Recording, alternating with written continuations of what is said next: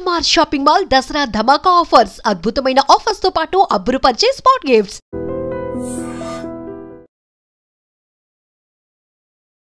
Industry నుంచి వెళ్ళిపోవడానికి reasons ఏమైనా ఉన్నాయా నీకు? జబర్దస్త్ నుంచి బయటికి రావడానికంటే ఒక సిచ్యువేషన్ కారణం. అది ఒక షెడ్యూల్ చేశారు, 2 స్కిట్లు చేశాను, అయిపోయింది. మరుసటి షెడ్యూల్కి వెళ్ళాను, ప్రాక్టీస్ చేయడానికి వెళ్ళాను. మహిదర్ నిన్ను తీస్తాం నీకు తెలీదా అన్నారు. జబర్దస్త్ లో రాజకీయం నడుస్తుంది, భజన చేయడం గానీ లేకపోతే వాళ్ళ వెనక తిరుగుతూ. జీవనన్న వాళ్ళ అబ్బాయి బర్త్డే అని చెప్పి మొత్తం అందరినీ తీసుకెళ్లి పార్టీ ఇచ్చాడు ఇంటికి, భజన కోసమే. నువ్వు ఇంత స్ట్రైట్ ఫార్వర్డ్, నువ్వు ఇంత ఏదైనా ఓపెన్ గా మాట్లాడడం వల్ల నీకు ఇండస్ట్రీలో లైఫ్ లేదంటే యాక్సెప్ట్ చేస్తావా? యాక్చువల్ గా ఆర్పి అన్నకి నేను నచ్చిందే ఆ స్ట్రైట్ ఫార్వర్డ్నెస్ దగ్గర. ఇదే ఆర్పి సేమ్ ఇలానే ఇదే జబర్దస్తులు ఉంటే మళ్ళీ జబర్దస్త్ నే తిట్టాడు, దాన్ని నువ్వు యాక్సెప్ట్ చేస్తావా?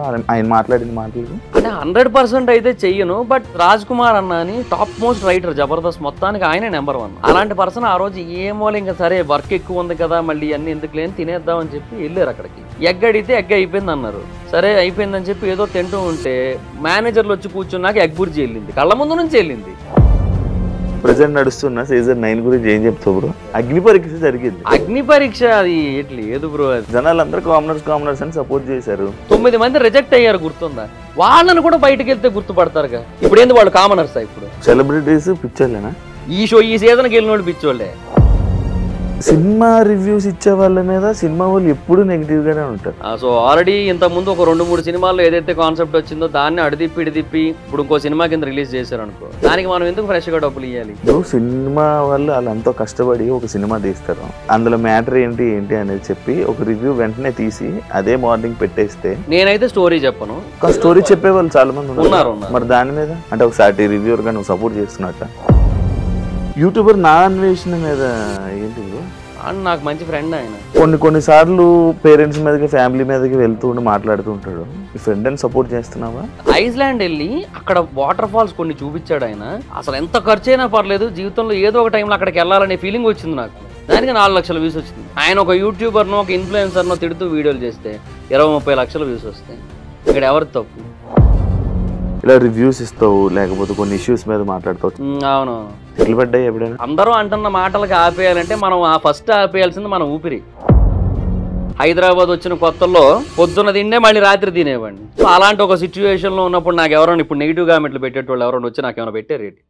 హాయ్ హలో నమస్తే, నేను మీ anchor Shiva. Welcome to iDream Media. ఈరోజు మన ముందున్న గెస్ట్ మహిదర్ వైబ్స్. ఆయనతో మాట్లాడి చాలా విషయాలు తెలుసుకోవాలని ఎప్పటి నుంచో మాట్లాడదాం, కాస్త డిస్కషన్ చేసుకుందామని ఎప్పటి నుంచో అనుకుంటున్నాం, కానీ ఇప్పుడు కుదిరింది. తనతో మాట్లాడి తన బిగ్ బాస్ జర్నీ, తన యూట్యూబ్ జర్నీ అండ్ తన పర్సనల్ లైఫ్ జర్నీ గురించి మనకు తెలియని తెలుసుకునే ప్రయత్నం అయితే చేద్దాం. హాయ్ బ్రో, ఎలా ఉన్నావు? హాయ్ బ్రో, బాగున్నాను. బాగున్నా. చాన్నాళ్ళు అయింది కలిసి చాన్నాళ్ళు అయిపోయింది. ఇంటర్వ్యూ చేద్దాం అవ్వట్లే, కుదరట్లే. ఏదో ఒక సిచ్యువేషన్ కదా. నేను వైజాగ్ వెళ్ళిపోవడం, మీరు అటు వచ్చిన నేను ఇక్కడ ఉండడం, ఎట్లా అయిపోయింది. ఎందుకు వైజాగ్ వెళ్ళిపోయావు? అంటే ఇంకా యూనో ఎలాగా ఇంకా షోస్ అవన్నీ ఇంకా పక్కన పెట్టాను. సో ఇంకా మూవీ రివ్యూస్ అది ఎక్కడి నుంచి అయినా చేయొచ్చు. అండ్ రెండోది 1AM షోస్ ఇప్పుడు అక్కడే పడుతున్నాయి, అదొక అడ్వాంటేజ్ అయింది అనుకో నేను షిఫ్ట్ అయిన తర్వాత. అదొకటి. తర్వాత నాకు బిజినెస్ ప్లాన్స్ ఉన్నాయి. సో కొంచెం మా హోమ్ టౌన్ లో స్టార్ట్ చేసుకుంటే బెటర్ కదా అని స్టార్ట్ చేసావు. దర్ఫీ అని ఒక కెఫే స్టార్ట్ చేశాను. బాగా నడుస్తుంది. ఇండస్ట్రీ నుంచి వెళ్ళిపోవడానికి రీజన్స్ ఏమైనా ఉన్నాయా నీకు? అంటే ఇంకా బేసిక్ గా ఇండస్ట్రీ అంటే పర్టికులర్ గా జబర్దస్త్. నేను వేరే ఎలాగో మూవీ సైడ్ అలాగే ఏం ట్రై చేయలేదు కదా. సో జబర్దస్త్ అంటే నేను రావడమే జబర్దస్త్ అనుకుంటూ వచ్చాను హైదరాబాద్ కి. సో జబర్దస్త్ లో అనుకున్నంత వరకు క్లిక్ అయ్యాను, టీమ్ లీడర్ కూడా అయ్యాను, అన్ని అయిపోయి. బట్ అదే కొన్ని రీజన్స్, కొన్ని సిచ్యువేషన్స్ జరిగాయి అక్కడ. లేదంటే ముందునేమో అట్లీస్ట్ ఆర్టిస్ట్ గా జబర్దస్త్ లో కంటిన్యూ అవుతును. ఆ తర్వాత శ్రీదేవిలో గానీ లేదంటే వేరే షోస్ కొన్ని స్టాండప్ షోస్ వచ్చాయి మల్లెమాల నుంచి, వాటిల్లో అలా కంటిన్యూ అవుతును. బట్ కొన్ని సిచ్యువేషన్స్ కొన్ని జరిగాయి, వాటి వల్ల వెళ్ళిపోవాల్సి వచ్చింది. మహిదర్ అంటే ఒకానొక టైంలో జబర్దస్త్ మీద ఎలిగేషన్స్ వేసిన మహిదర్ ఉన్నాయి. కానీ అదే జబర్దస్త్ కంటెస్టెంట్లు వాళ్ళు ఎవరైతే ఉన్నారో ఆర్టిస్టులు వచ్చి మాకు అలాంటిది ఏం లేదే అని అంటున్నారు. అంటే ఇప్పుడు నీది నిజమా లేకపోతే వాళ్ళది నిజమా? అంటే ఏదైనా పర్సనల్ ఎక్స్పీరియన్స్ బేసిసే కదా. నేను ఎక్స్పీరియన్స్ పర్సనల్ హర్ట్ అయిన సిచ్యువేషన్ ఏంటి? ఏది ఏ విషయంలో? జబర్దస్త్ నుంచి బయటికి రావడం కానీ లేకపోతే లోపల జరుగుతున్న సిచ్యువేషన్స్ కానీ. అంటే జబర్దస్త్ నుంచి బయటికి రావడానికంటే ఒక సిచ్యువేషన్ కారణం అది. అదేంటంటే ఇక మా టీం తీసేశారు కరోనా తర్వాత. నన్ను జీవన్ టీమ్ లీడర్స్ గా పెట్టారు కదా. కరోనా తర్వాత మా టీం తీసేసి శంకర్ అన్నని తాగుబోతు రమేష్ అన్నని తీసుకొచ్చారు. వాళ్ళు ఏదో కొత్తగా ట్రై చేయాలనుకున్నారు, మేబీ రేటింగ్స్ బాగా వస్తాయేమో, ఓల్డ్ పీపుల్ నౌన్ పీపుల్ కదా అని తీసుకొచ్చారు. ఓకే, తర్వాత నన్ను చంటి అన్న టీంలో వేశారు. అయితే ఆర్టిస్ట్ గా కంటిన్యూ అవుతున్నాను, ఓకే. బట్ చంటి అన్న ఏంటంటే ఒక 2-3 స్కిట్లో బాగానే ఇచ్చారు కానీ అందరు మొత్తం నేను 4 షెడ్యూల్లో 5 షెడ్యూల్లో చేశాను నేను. బట్ అది ఏమైపోయిందంటే ఒక కొన్ని క్యారెక్టర్స్ ఉంటాయి, అంటే అవి టీంలో ఇంపార్టెంట్ మెంబర్ అనుకున్న వాళ్ళకి ఇచ్చేది అయితే ఖచ్చితంగా కాదు. ఎందుకంటే జబర్దస్త్ ఒక ప్యాటర్న్ ఉంటుంది, దాన్ని బట్టి ఇస్తారు. జైలు కొట్టే క్యారెక్టర్ ఒకటి ఉంటది. సో దానికి ఒకరోజు నాకు ఇచ్చారు ఆ క్యారెక్టర్. సో అవి చేశాను నేను, ఆయన చెప్పారు, నేను చేశాను, అయిపోయింది. ఎందుకంటే నేను అన్న ఇలాంటివి నేను చెయ్యనన్నా అంటే యారగెంట్ ఫీల్ అవుతారు, అలా యారగెన్స్ గా మాట్లాడినట్టు ఫీల్ అవుతారు. అందుకని అలా ఏం చెప్పకుండా చేశాను, కానీ నాకు బాధ వేసింది.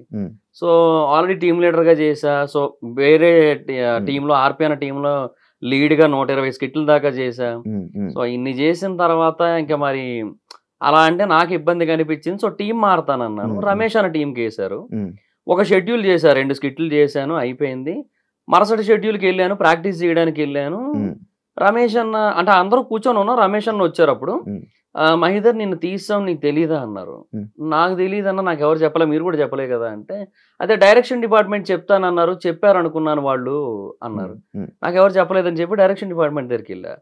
వాళ్ళు చెప్పింది ఏంటి, బేసిక్గా ఈయన దాంట్లోంచి శాంతికుమార్ గారు బయటకు వెళ్ళారని కదా నీకు అక్కడ పెట్టింది, ఆయన మళ్ళీ వచ్చేసారు. అండ్ ఆయనతో పాటు నరేష్, మన జబర్దస్త్ నరేష్ ఉంటాడు కదా, తను కూడా వచ్చేసాడు ఆ టీంకి. So Naresh punch based and drama based artist కదా. సో ఇంకా ఇద్దరు పంచ్ బేస్డ్ ఆర్టిస్టులు ఎందుకు, నువ్వు తను అని చెప్పి ఇంకా అట్లా నిన్ను పక్కన పెట్టాము, చూద్దాం వేరే ఏదైనా టీంలో ఇరికిద్దాంలే అన్నారు.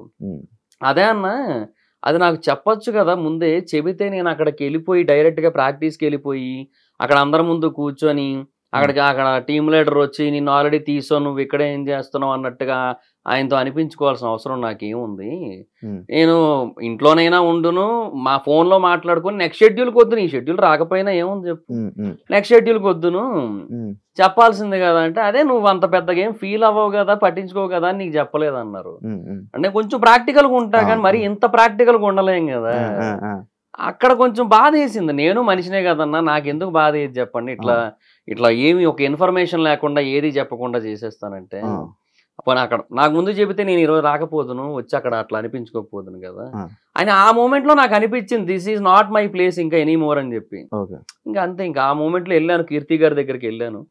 సార్ని ఇట్లా, సార్ నేను ఇంకా ఉండలేను సార్, టీమ్ లీడర్ గా అయితే ఉంటాను లేంటే వెళ్ళిపోతాను అన్నాను. సార్ ఏమో ఏమైనా అదిరిన్ సైడ్ ఏమైనా ఆఫర్స్ ఏమైనా వచ్చాయా అన్నారు. అప్పటికి అదే కొత్తగా పెట్టారు, 3 months అయింది అది పెట్టి. భరత్ అన్న, నితిన్ అన్న, చంద్రన్న, ఆర్పి అన్న. సో అడిగారు, లేదా అదేం లేదు సార్, నాకు ఇక్కడ ఇట్లా అయ్యింది, ఎదురైంది కొన్ని సిచ్యువేషన్స్, సో నేను ఉండలేను సార్, టీమ్ లీడర్ గా అయితే ఉంటానంటే వెళ్ళిపోతాను అన్నాను. ఓ 3 days టైం ఇవ్వమన్నారు. ఆ తర్వాత 3 days తర్వాత లేదన్నారు. సరే అని వచ్చాను. ఏంటి ప్రాబ్లం, నీ కంటెంట్ ప్రాబ్లమా లేకపోతే? అంటే ఆల్రెడీ టీమ్ లీడర్స్ ఫిల్ అయిపోయి ఉన్నాయి స్లాట్స్. ఇంకా ఒకవేళ నాకు ఇవ్వాలి అంటే ఇంకొకరితో టైఅప్ చేయాలి, కొలాబ్ చేయాలి, ఇంకొకరు ఎవరొకరితో అలాగే చేయాలి, అదే ఆప్షన్ ఉంది. ఆ ఆప్షన్ ఏమైనా ఇస్తారేమో అనుకున్నాను. బట్ వాళ్ళు ఏంటంటే ఆ టైంకి ఇంకొక టీమ్ లీడర్ ని కొలాబ్ చేస్తే పేమెంట్స్ పెంచాలి కదా. సో మళ్ళీ ఇప్పుడు ఎందుకంటే 2 టీమ్ లీడర్స్ ఉంటే ఒక పేమెంట్, 3 ఉంటే ఒక పేమెంట్ ఇవ్వాలి కదా, మ్యాండేటరీ అది. సో అందుకని ఇంకా వాళ్ళు కూడా కొంచెం ఆ టైంలో అంత ఇంట్రెస్ట్ చూపించలేదు. సో అయిపోయింది. జబర్దస్త్ లో రాజకీయం నడుస్తుంది, లైక్ ఒక ఆర్టిస్ట్ ఇంకొకరితో లైక్ భజన చేయడం కానీ లేకపోతే వాళ్ళ వెనక అది ఉంటది. ఉంటదా? ఉంటది, పార్టీలు ఉంటాయి ఊరికే. ఇప్పుడు మేము టీమ్ లీడర్ అయ్యామా, మేము టీమ్ లీడర్ అయిన తర్వాత మా జీవనన్న, అంటే నేను జీవనన్న కలిసి కదా టీమ్, జీవనన్న వాళ్ళ అబ్బాయి బర్త్డే అని చెప్పి మొత్తం అందరినీ తీసుకెళ్లి పార్టీ ఇచ్చాడు, ఇంటికి తీసుకెళ్లి. పార్టీ అంటే తెలుసు కదా, కొంచెం మంచిగా అన్నీ ఉంటాయి, మటను, చికెను, బాటిల్ అన్నీ ఉంటాయి, అవి ఉన్నాయి. అది ఏందో అన్నెసెసరీ కదా. బట్ అది ఎందుకంటే మంచి కోసం, అంతే, భజన కోసమే. తర్వాత మళ్ళీ భోజనాలు పెట్టించాం, అదేంటి అందరూ పెట్టిస్తారు, టీమ్ లీడర్ అయిన ప్రతి ఒక్కరు ఒక షూటింగ్ రోజు భోజనం పెట్టిస్తారు, నాన్ వెజ్. అది మేము పెట్టించాం, అది అందరికీ పెట్టించాం కాబట్టి అది భజన కిందకి రాదు. అది ఏదో ఫార్మాలిటీ అన్నట్టు ఉంటుంది అది, అది వేరు. బట్ ఇంక ఇట్లాంటివన్నీ ఉంటాయి. ఇది ఏదో మా జీవన దగ్గర నుంచి ఒకసారో 2 సార్లు జరిగింది. బట్ ఇంకా మిగతా వాళ్ళ దగ్గర నుంచి జరుగుతూనే ఉంటది మొత్తం. అప్పుడున్నంత ఇది మళ్ళీ ఇప్పుడు లేదు కదా, షో జబర్దస్త్ మొత్తం పడిపోయింది కదా. పడిపోయింది అంటే పాత వాళ్ళు అందరూ వెళ్ళిపోయారు కదా, అందరూ వెళ్ళిపోయారు బ్రో. ఇంకా ఇప్పుడు ఏం చూస్తారు అంటే ఇంకొకటి టైమింగ్స్ కూడా ఈ టైంకే నువ్వు చూడాలి అంటే ఆడియన్స్ కూడా రెడీగా లేరు. ఆడియన్స్కి ఏంటంటే ఇప్పుడు ఆ ఫ్లెక్సిబిలిటీ కావాలనిపిస్తుంది. సో సోషల్ మీడియాలో, ఓటీటీలో, యూట్యూబ్ లో అలా చూసుకోవడానికి ఇష్టపడుతున్నారు. అలా చూస్తే రేటింగ్లు రావుగా, అందుకే ఒక వీక్ లేట్ గా టెలికాస్ట్ చేస్తున్నారు యూట్యూబ్ లో చూసా. బట్ అయినా ఇంకా యూజ్ ఉండట్లా. అండ్ ఇంకోటి కామెడీ కూడా రిపీట్ అయిపోయిన ఫీలింగ్ వచ్చేస్తుంది. మరి ఇప్పుడు మళ్ళీ లైక్ అంటే కొత్త మళ్ళీ పాత వాళ్ళని తీసుకుని వచ్చి మళ్ళీ కొత్తగా జబర్దస్త్ అనేది మళ్ళీ స్టార్ట్ చేసింది. నేను పిలవలే? లేదు లేదు, రియూనియన్ పిలవలేదు, రియూనియన్ కూడా పిలవలేదు, దానికే పిలవలేదు, మళ్ళీ టీమ్ లీడర్ కి పిలుస్తారా? దాని మీద రివ్యూ కూడా చేసావు కదా, అలా ఉంటదా అని. నేను ఒక వీడియో చేసా. అది ఎందుకు చేశానంటే నాకు రాఘవ్ గారు ఫోన్ చేశారు. ఫోన్ చేసి ఇట్లా మహేందర్ గారు బాగున్నారా అని జనరల్ గా అప్పుడప్పుడు ఫోన్ చేస్తుంటారు. ఆయన రాఘవ్ గారు మంచి ఆయన ఏదో పర్పస్ ఉంటేనో అని కాకుండా జనరల్ గా కూడా ఫోన్ చేస్తారు. చేశారు, ఇట్లాగా ఎలా ఉన్నారండి, ఏంటి బాగుందా మొత్తం అట్లా అని చెప్తున్నప్పుడు నేను అడిగా నార్మల్గా ఏంటి సార్ ఇప్పుడు ప్రెసెంట్ పరిస్థితి, ఏమైనా అప్డేట్స్ ఏంది, ఇప్పుడు అదే ఫ్లోనా లేంటే ఏమైనా మారుతుందా అంటే లేదండి కొన్ని మార్పులు చేస్తున్నారు, శ్రీపాద గారు మళ్ళీ వస్తున్నారు, ఇట్లా కొన్ని చేస్తున్నారు, పాత వాళ్ళని మళ్ళీ తీస్తున్నారు, ఇట్లా ఉంది అని చెప్పారనమాట. ఫోన్లేండి అని చెప్పి నేను ఇంకా అదే టాపిక్ మీద ఒక వీడియో కూడా చేశాను నేను యాక్చువల్లీ. ఓకే, ఎప్పుడు వచ్చేసావు నువ్వు జబర్దస్త్కి? ఎందుకు వచ్చావు? నార్మల్గా యాక్టింగ్ ఫీల్డ్కి ఎందుకు వచ్చావు? అంటే జనరల్ గా నేను జాబ్ 2016 లో నేను ఫైజర్ అని ఒక ఫార్మా కంపెనీలో జాబ్ చేస్తూ ఉండేవాడిని. బాగానే చదివావు కదా? అంటే బానే అంటే డిప్లొమా వరకు చదివా, బట్ అప్పటి వరకు టాపరే, చదివినంత వరకు టాపరే, బాగానే చదివేవాడిని, మంచి మార్క్స్ ఉండేవి. బట్ మా ఫాదర్ నాకు డిప్లొమా సెకండ్ ఇయర్ లో ఎక్స్పైర్ అయిపోయారు. అది 3.5 years కోర్స్, అది శాండ్విచ్ కోర్స్ అంటారు. శాండ్విచ్, నాన్ శాండ్విచ్ అని ఉంటాయి అనమాట. Non sandwich 3 years, sandwich 3.5 years ఉంటాయి డిప్లొమాలో. సో అది ఎందుకు అన్నారో మాకు అర్థం కాదు. తర్వాత ఎవడో జోక్ గా చెప్పుకుంది ఏంటంటే ఈ 3.5 years వాళ్ళకి ఇంకో 6 months వేస్ట్ అయిపోతాయి కదా, ఆ 6 months శాండ్విచ్ అయిపోద్ది వాళ్ళకి, కాబట్టి అలా శాండ్విచ్ కోర్సులు అంటారని చెప్పి అట్లా జోకులు వేసుకునే వాళ్ళం. అయితే మెటలర్జీ అది డిప్లొమా ఇన్ మెటలర్జీ. సో చాలా టఫ్ అండ్ థియరిటికల్ సబ్జెక్ట్ అది. దాంట్లో కూడా చాలా బాగా చదివేవాడిని, అంతా బాగుండేది. బట్ మా ఫాదర్ ఎప్పుడైతే ఎక్స్పైర్ అయిపోయారో మా మదర్ నన్ను 2.5 ఏళ్ళు చదివించడానికి చాలా ఇబ్బంది పడ్డారు. సో ఇంకా ఆ తర్వాత అంతకంటే అంటే కష్టం కదా. సో దాని బేసిస్ మీద నేను జాబ్ కొట్టాను. మా క్లాస్ నుంచి 7-8 మంది వెళ్ళాం, నేను నాకు ఒక్కడికే జాబ్ వచ్చింది మా బ్రాంచ్ నుంచి. సో హ్యాపీ జాబ్ చేసుకుంటున్నా. బట్ అక్కడ నాకు ఒక ప్రాబ్లం ఉంది, నేను స్ట్రైట్ ఫార్వర్డ్ పర్సన్. నేను నాకు ఎప్పుడైనా కొన్ని విషయాల్లో రాంగ్ జరుగుతుంది, ఎస్పెషల్లీ అది నాకు ఎఫెక్ట్ అవుతుంది అంటే నేను మాట్లాడతా. నాకు అది జరిగింది అక్కడ. ఏబిసి జనరల్ జి 4 షిఫ్ట్లు ఉంటాయి అక్కడ. మాది సి పడింది అనుకో, వర్క్ బిలో జరగాలనుకో, అక్కడ జరగదు వర్క్. ఆ షిఫ్ట్ ఇన్ఛార్జ్ అందరికంటే సీనియర్, మా షిఫ్ట్ ఇన్ఛార్జ్ అందరికంటే జూనియర్. ఆయన ఏం చేసేవాడు, ఏదో మెషిన్ లో రిపేర్ వచ్చిందనో లేదంటే టైంకి ప్రొడక్ట్ రాలేదనో ఏదో ఒకటి చెప్పి వర్క్ మొత్తాన్ని కూడా డిలే చేసి మా షిఫ్ట్కి వేసేవాడు. మా షిఫ్ట్ ఇన్ఛార్జ్ ఏమో సరే మనం అలాగే చేద్దామంటే లేదు మనం చేసేయాలి అనేవాడు. ఎందుకు, వాడికి ఫర్దర్గా వచ్చే బెనిఫిట్ల కోసం. వాడి దాంట్లో ఎక్కువ వర్క్ అయ్యిందంటే ఆబ్వియస్లీ వాడికి పేరు కదా, సో దానికోసం అని చెప్పి చేయించేవాడు. ఇలా ఒక 4 సార్లు జరిగింది. నాకు చిరాకేసింది చెప్తుంటేనేమో, మహిదర్ హమ్ చోటీ లోగ్ హేనా ఉస్కే సామ్నే, so we have to adjust అనేవాడు ప్రతిసారి కూడా. అంటే హిందీ, ఆయన తెలుగు రాదు. ఇట్లా చెప్తా ఉండేవాడు. ఇంకా నాకు చిరాకేసి మేనేజర్కి వెళ్ళి వీళ్ళందరి మీద కంప్లైంట్ ఇచ్చాను. అందరూ నాకే అగెనిస్ట్ అయిపోయారు, మేనేజర్తో సహా నన్నే తిట్టారు. వీళ్ళందరి మీద, మేనేజర్ మీద కూడా కలిపి సీనియర్ జనరల్ మేనేజర్ కంప్లైంట్ ఇచ్చాను. ఇట్లా మిస్టేక్ అక్కడ జరుగుతుంటే నన్ను బ్లేమ్ చేస్తున్నారు, మళ్ళీ అడిదిరిగి దాన్ని అసలు సాల్వ్ చేయడం మానేసి అనేసి. అతను నన్నే తిట్టాడు. అంటే ఇంకా నన్నే ఏమంటారు సీరియస్ అయ్యాడు నా మీదే మొత్తం అంతా. వీళ్ళందరి మీద హెచ్ఆర్ డిపార్ట్మెంట్ కంప్లైంట్ చేశాను. ఇంకా ఆయన ఒకటే అన్నాడు, హెచ్ఆర్ ఇంత జరిగిందని ఆయన తెలిసిన తర్వాత నువ్వు ఇట్లా కంప్లైంట్లు చేసుకుంటూ పోతే ఎక్కడికి వెళ్తావు చెప్పు, ఏం ఉండదు, నీ మాట ఎవరింటారు అబ్బా, నా మాటే సరిగ్గా వినరు, కొంచెం ఏదో వాళ్ళకి నచ్చింది వాళ్ళు చేస్తారు, ఏమనంటే we know the department of production 100% more than something ఏదో చెప్తారు.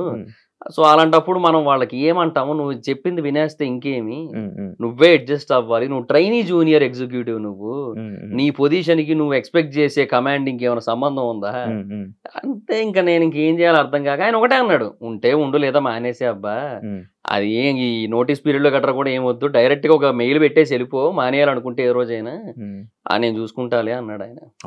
నీకు అంటే లైక్ నువ్వు ఇంత స్ట్రైట్ ఫార్వర్డ్, నువ్వు ఇంత ఏదైనా ఓపెన్ గా మాట్లాడడం వల్ల నీకు ఇండస్ట్రియల్ లైఫ్ లేదంటే యాక్సెప్ట్ చేస్తావా? అది కూడా ఉంది, బట్ దాని వల్ల కూడా కొంతవరకు మేబీ నాకు కొంచెం ఏమంటారు ఆ సపోర్ట్, ఆ రీచ్ అనేది వచ్చింది. యాక్చువల్గా ఆర్పి అన్నకి నేను నచ్చిందే ఆ స్ట్రైట్ ఫార్వర్డ్నెస్ దగ్గర, అండ్ రెండోది నా మెమరీ పవర్ దగ్గర.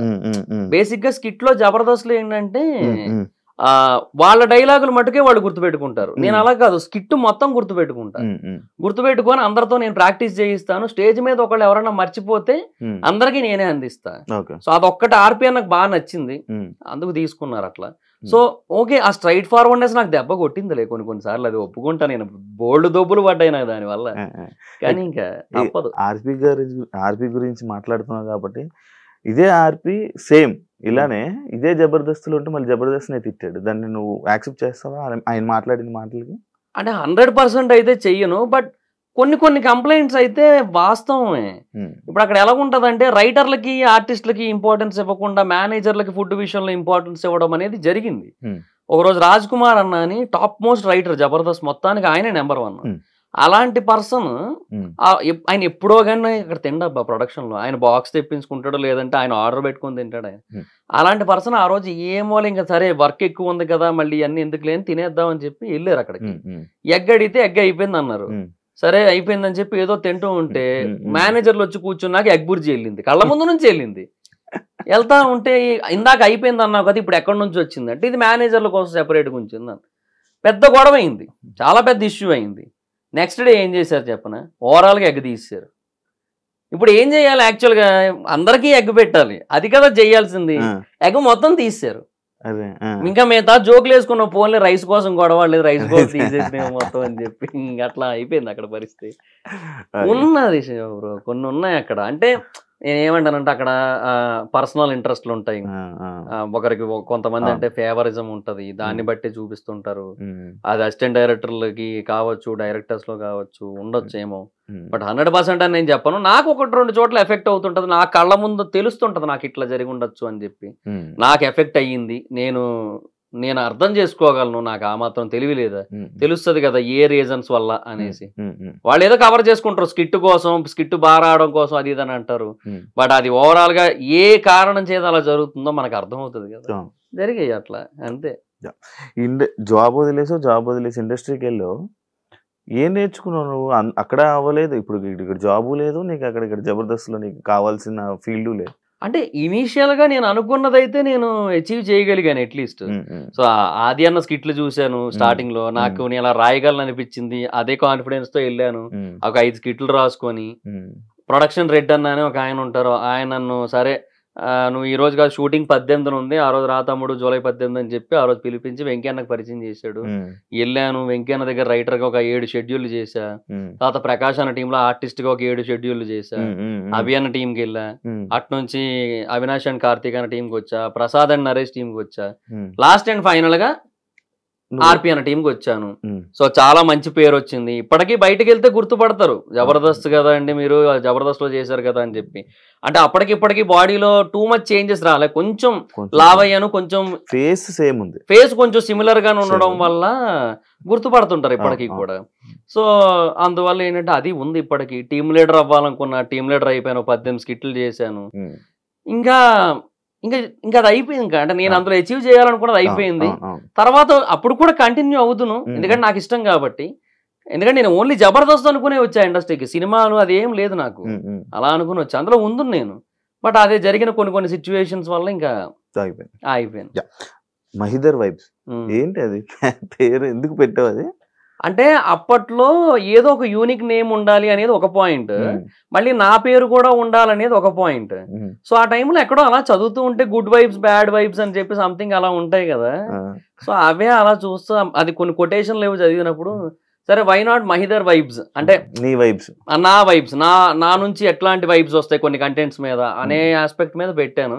స్టార్టింగ్ లో కొంతమందికి అది పలకడం నాక మహిదర్ వైబ్సా, ఎంతమంది వైబ్స్ అన్నా అనేటోళ్ళు, అట్లా ఉండేది. రివ్యూస్ ఇస్తూ ఉంటావు, లైక్ జనరల్ టాపిక్ మీద రివ్యూ ఇస్తావు, అవునవును, సినిమా టాపిక్ మీద రివ్యూ ఇస్తావు, బిగ్ బాస్ మీద బిగ్ బాస్ మీద కూడా రివ్యూస్ ఉంటాయి. ఒక్కొక్క టాపిక్ గురించి మాట్లాడుకుంటాం. ఓకే, జనరల్ టాపిక్స్ మీద రివ్యూస్ ఇచ్చినప్పుడు నీకు ఎంత ఇన్ఫర్మేషన్ తెలుసు, నీకు నచ్చింది నువ్వు చెప్తావా, లేకపోతే బయట జరిగిందే ఎలా తెలుసుకుని నువ్వు చెప్తావు? అంటే నీ ఒపీనియన్ అన్నట్టు చెప్పేస్తుంటావు.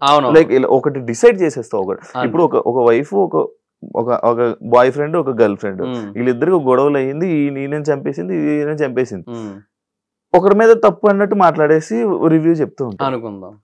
అనుకుందాం ఎలా చెప్తున్నావు, ఎలా వస్తుంది ఇన్ఫర్మేషన్, ఏమి ఇది చేస్తావు, రీసెర్చ్ చేసి చెప్తావు? బేసిక్ గా ఏమంటే దాని గురించి వేరే వాళ్ళు అంటే వాళ్ళకి తెలిసిన వాళ్ళు ఎవరో ఒకరు డెఫినెట్ గా మీడియా ముందుకు వస్తారు, మాట్లాడతారు.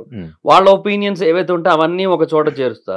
అలాగే దాన్ని ఎవరైతే టెలికాస్ట్ చేస్తారో వాళ్ళ సైడ్ నుంచి మనకి multiple aspects of points reveal అవుతుంటాయి. అవి ఒక సైడ్ రాసుకుంటా. తర్వాత అంటే రాసుకోవడం ఇన్ ద సెన్స్ మైండ్ లో పెట్టుకుంటా, ఇవన్నీ మైండ్ లో పెట్టుకుంటా. ఒక దగ్గర స్క్రిప్ట్ ఎప్పుడు రాయలేదు దేనికి కూడా, ఒక ఫ్లో వచ్చేస్తుంది, అర్థమైపోతుంది. తర్వాత కొన్ని ఆర్టికల్స్ ఉంటాయి, న్యూస్ ఆర్టికల్స్, అది తెలుగులో కావచ్చు ఇంగ్లీష్ లో కావచ్చు, న్యూస్ ఆర్టికల్స్ ఉంటాయి. ఆ ఆర్టికల్స్ అన్ని కూడా రిఫర్ చేస్తాను, వాటి గురించి అర్థం చేసుకుంటా. సో ఓవరాల్ గా చదివినప్పుడు మనకున్న ఆ ఏమంటారు ఆ సెన్స్, ఆ సిక్స్ సెన్స్ అనలేము, అది జస్ట్ లైక్ మనకు అనిపిస్తుంది, ఏదో అనిపిస్తుంది కదా ఆ మూమెంట్ లో. సో ఇది రైట్ ఇది రాంగ్ అని అనిపిస్తుంది కదా, ఆ బేసిస్ మీద చెప్తాను. ఒకవేళ అక్కడ ఒపీనియన్స్ మ్యాటర్ అయినట్టయితే, అక్కడ ట్రూత్ ఏమీ రివీల్ కాలేదు ఇంకా అన్నట్టయితే అప్పుడు నా ఒపీనియన్ చెప్పేస్తాను. ట్రూత్ రివీల్ అయితే దాని గురించే మాట్లాడుకుంటాం, అంతే. నెక్స్ట్ బిగ్ బాస్ రివ్యూస్ గురించి మాట్లాడదాం. మీరు కూడా వెళ్ళారు. మీరందరూ ఈ బిగ్ బాస్ రివ్యూలు ఇచ్చేటప్పుడు రివ్యూర్లు అందరూ అనుకొని ఈయన్ని బ్యాడ్ చేయాలి, ఈయన్ని మంచి చేయాలి అని చెప్పి ఒకప్పుడు ఒక స్క్రీన్ షాట్ అనేది బయటికి రిలీజ్ అవ్వడం జరిగింది. ఓకే, అవునా? ఒక స్క్రీన్ షాట్ రిలీజ్ అయ్యింది. లైక్ అరే ఈ కంటెస్టెంట్ వెళ్తున్నాడు, వీడిని మనం బ్యాడ్ చేయాలి, ఈ కంటెస్టెంట్ బిగ్ బాస్ లోకి వెళ్తున్నాడు, వీడి కొంచెం మనం సపోర్ట్ చేయాలి అని చెప్పి ఇలా పట్టుకొని ఒక స్క్రీన్ షాట్ రిలీజ్. అది నిజమా? మీకు ఏమనిపిస్తుంది చెప్తావా? లేదు, నాకేమనిపిస్తే అదే చెప్తా నేను. అలా ఏం ఉండదే. ఇది ఎప్పుడు మీకు జరగలేదు? మీరు ఎప్పుడు రివ్యూర్లు ఎప్పుడు మాట్లాడుకోలేదా? అంటే నేను శ్రీను 65 మాట్లాడుకుంటాం, because we both are friends from Jabardasth. Jabardasth లో చేసాడు తను కూడా, సో అట్లా పరిచయం. ఆదిరెడ్డి గారితో అప్పుడప్పుడు మాట్లాడుతుంటాను, అది చాలా రేర్ గా. ఆయన ఫ్యామిలీ పర్సన్, ఆయనకు చాలా ఏమంటారు బిజీ ఉంటారు ఆయన. సో ఆదిరెడ్డి గారితో అప్పుడప్పుడు మాట్లాడతాను, అంతే. సో బట్ ఎప్పుడు కూడా మా మధ్య ఒక కంటెస్టెంట్ గురించి ఎక్కువ డిస్కషన్ రాదు. సీనుకి నాకు బిగ్ బాస్ కోసం వస్తుంది, ఫ్లో ఎలా వెళ్తుంది, ఇలా కాకుండా ఇంకోలాగా వెళ్తే ఏమైనా బాగుంటుందా అని మేమేం మాట్లాడుకుంటాం. వాటి గురించి నాకు అనిపించిన నేను చెప్తా, తనకు అనిపించిన తను చెప్పుకుంటాడు. అట్లా మేము ఆ కలెక్టివ్ పాయింట్స్ అన్ని కలిపి ఒక వీడియో చేస్తుంటాం అంతే తప్ప ఏ రోజు కూడా ఒక కంటెస్టెంట్ కోసం అయితే లేదు. ఒక సీజన్ 5 అనుకుంటా, బిగ్ బాస్ సీజన్ 5 లో లైక్ రివ్యూర్ల వల్లే ఒక కంటెస్టెంట్ బయటకు వచ్చారు అని చెప్పి ఒక ఇష్యూ జరిగింది. అండ్ అది పక్కన పెడితే, అంటే ఒక కంటెస్టెంట్ ని ఈ కంటెస్టెంట్ ఇలా అంటే జనాలందరూ ఆల్రెడీ షో చూస్తారు, కానీ ఒక కంటెస్టెంట్ ని నువ్వు ఇదే అని చెప్పి మీరు ఇలా డిసైడ్ చేయడం వల్ల జనాలు మైండ్ సెట్ మ్యానిపులేట్ అయిపోద్ది. అంటే నువ్వు యాక్సెప్ట్ చేస్తావా? అంటే బేసిక్ గా బిగ్ బాస్ రివ్యూస్ చూసేది ఎందుకంటే ఇది నాకు ఇలా అనిపించింది, నా ఒక్కడికే అట్లా అనిపించిందా, నీకు కూడా అట్లానే అనిపించిందా అనేది కన్ఫర్మ్ చేసుకోవడానికి చూస్తారు Bigg Boss reviews. So reviews ఏంటంటే ఇప్పుడు నాదైనా లేదంటే ఆదిరెడ్డి గారిదైనా లేదంటే సీను రివ్యూస్ అయినా మా అందరు రివ్యూస్ ఏ బేసిస్ మీద చూస్తారంటే వాళ్ళ ఒపీనియన్స్ మా ఒపీనియన్స్ తో మ్యాచ్ అవుతున్నాయో లేదో చూడడానికే చూస్తారు మాక్సిమం. సో అంతే తప్ప సో అందువల్ల ఇన్ఫ్లుయెన్స్ అంత ఉండదని నేను అనుకుంటున్నా. బట్ టూ మచ్ రీచ్ ఉంటది కాబట్టి ఆదిరెడ్డి గారి సైడ్ నుంచి కొంత ఇన్ఫ్లుయెన్స్ ఉంటుంది. టూ మచ్ రీచ్ కదా, ఇప్పుడు ఆయన ఎప్పటి నుంచో చేస్తూ ఉండడం వల్ల ఆయనకు చాలా మంచి రీచ్ ఉంది దాంట్లో. సో డెఫినెట్ గా కొంత ఇంపాక్ట్ ఉంటది, డైలీ చెప్తుంటారు కాబట్టి. అవును, ప్రతి ఒక్కటి డైలీ ఇది చెప్పాలి. అవునవును, నా సీజన్ లో నువ్వు నాకు బాగానే చెప్పాలి. బాగా నువ్వు బాగాడు. Thank you so much. ఇప్పుడు ప్రెసెంట్ నడుస్తున్న సీజన్ 9 గురించి ఏం చెప్తావు బ్రో? అది ఇంకా వెరీ ఎర్లీ టు జడ్జ్, 2 రోజులు అయింది కదా. అగ్ని పరీక్ష జరిగింది. అగ్ని పరీక్ష అది లేదు బ్రో, అది ఇప్పుడు కామనర్స్ తీసుకున్నారు కదా బ్రో, జనాలందరూ కామనర్స్ అని సపోర్ట్ చేశారు. మరి ఇప్పుడు అగ్ని పరీక్ష చేశారు, మరి ఎందుకు అలా అంటున్నావు? ఇప్పుడు నా పాయింట్ ఏంటంటే సరే అగ్ని పరీక్ష అనేది కామనర్స్ అట్లా కాదు, బేసిక్ గా వీళ్ళు పీపుల్ కి కనిపించకుండా వీళ్ళే కొన్ని ఆడిషన్స్ చేయాలి. ఒక 10-15 టెస్ట్లు కావాలంటే పెట్టండి, రన్నింగ్ టెస్ట్లు కూడా పెట్టండి కావాలంటే. బట్ అది ఇండోర్ లో జరగాలి, వాళ్ళ మధ్యలోనే జరగాలి. అక్కడ ఎవరెవరు ఉంటారో నీకు తెలుసు, అందరూ ఉంటారు, పెద్ద పెద్దోళ్ళు అందరూ ఉంటారు. రఘువంశ కులపతి, నీలమేఘ శ్యాముడు, రాఘవురు అందరూ ఉంటారు అక్కడ. సో రాముల వారి పేర్లే అన్నీని. సో వాళ్ళంతా ఉంటారు అక్కడ. సో వాళ్ళందరూ ఏవైతే వీళ్ళకి ఏవైతే పెట్టారో ఇది 4 గోళ్ల మధ్య జరిగి ఆ జ్యూరీ మెంబర్స్ కింద మేబీ వాళ్లే ఉన్నా పర్లేదు, ఇప్పుడు ఈ అభిజిత్, బిందు మాధవి, నవదీప్ వీళ్ళని పెట్టినా పర్లేదు, కానీ అది అక్కడ జరిగి వాళ్ళని డైరెక్ట్ గా సెలెక్ట్ చేసి పంపిస్తే బెటర్. అలా కాకుండా వాళ్ళకి ఇవన్నీ పెట్టి ఇవన్నీ చేసి వాళ్ళకి ఆల్రెడీ ఒక ఆడియన్ బేస్ ని, ఒక ఇంప్రెషన్ ని, ఒక ఫ్యాన్ బేస్ ని క్రియేట్ చేసేసి మళ్ళీ లోపల పంపిన తర్వాత వీళ్ళు కామనర్స్ అని చెప్తే ఇంకేంది అది? వీళ్ళు ఎట్లా కామనర్స్ అవుతారు? ఇప్పుడు జనరల్ గా ఒకటి మాట్లాడుకుందాం. ఇప్పుడు బిగ్ బాస్ కి వెళ్ళడానికి ముందు నీ ఇంటర్వ్యూస్ చాలా మంది చూసారు, ఒక మినిమం యావరేజ్ 10 లక్షల మంది చూసారు అనుకుందాం. 10 లక్షల మంది బిగ్ బాస్ ఆడియన్స్ అయితే కాదు కదా, 1 లక్ష మంది బిగ్ బాస్ ఆడియన్స్ ఉన్నారు అనుకుందాం. అలా అయినా సరే ఓకే, నీకు బిగ్ బాస్ పరంగా కొంత ఫాలోయింగ్ ఉన్నట్టే. బట్ ఇప్పుడు అగ్ని పరీక్ష షోకి వెళ్ళారు ఒకరు, ఆ అగ్ని పరీక్ష షోకి ప్రోమోలు ఏవైతే ఉన్నాయో అవన్నీ కూడా మినిమం టు మినిమం ఒక 10-15 లక్షల వ్యూస్ వస్తున్నాయి. అవన్నీ బిగ్ బాస్ ఆడియన్స్ వ్యూసే, ఒక్కటి కూడా అవుట్ సైడ్ ఆడియన్స్ కాదు, కంప్లీట్ గా pure Bigg Boss audience views. లేదంటే మెయిన్ షో కాకుండా ఇది కూడా చూస్తారు బిగ్ బాస్ ఫ్యాన్స్ కాకపోతే వాళ్ళు కాబట్టే చూస్తారు. సో 10 లక్షల మంది బిగ్ బాస్ ఆడియన్స్ కి మార్కెట్ ఉన్నోడు సెలబ్రిటీ అవుతారా? ఒక 10 లక్షల మంది జనరల్ ఆడియన్స్ ఉండి 1,00,000 మంది బిగ్ బాస్ ఆడియన్స్ ఉన్నోళ్ళు సెలబ్రిటీ అవుతారా? వీళ్ళే అవుతారు ఆబ్వియస్లీ, వీళ్ళే ఎక్కువ మంది